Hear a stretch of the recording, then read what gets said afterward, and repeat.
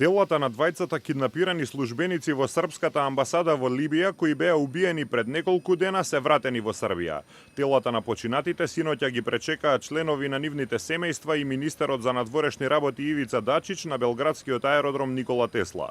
Според информациите, двајцата службеници заедно со уште десетици други луѓе загинаа на 19 февруари во американски воздушен напад врз тренинг камп на Исламската држава во Либија, каде што србите биле држани во заложништво. Службеничката Сладјана Станковиќ и возачот Јовица Степич беа киднапирани на 8 ноември минатата година, кога милитанти на Исламската држава во близина на Сабрата го нападнаа нивниот дипломатски конвој во кој се наоѓаше и српскиот амбасадор во Либија. Американските власти велат дека нападнатиот камп во Сабрата во Западна Либија го користеле околу 60 милитанти. Комеморацијата за убиените српски службеници ќе се одржи утре во Белград.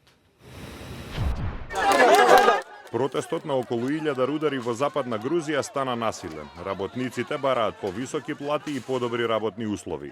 Дел од нив упаднаа во просториите на рударската компанија Gig Group во градот Гипули на 11-тиот ден од протестите.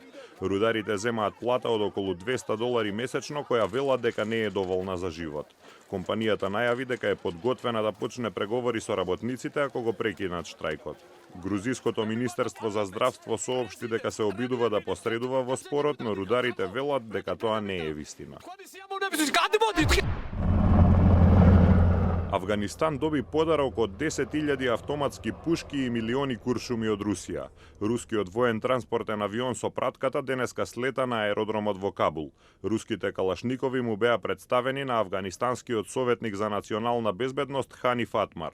Тој рече дека донацијата го представува длабокото пријателство меѓу двете земји.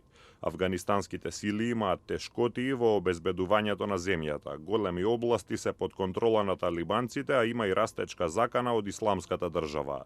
По намалувањето на военото присуство на коалицијата предводена од НАТО, афганистанските власти побараа финансиска поддршка и оружје од Москва.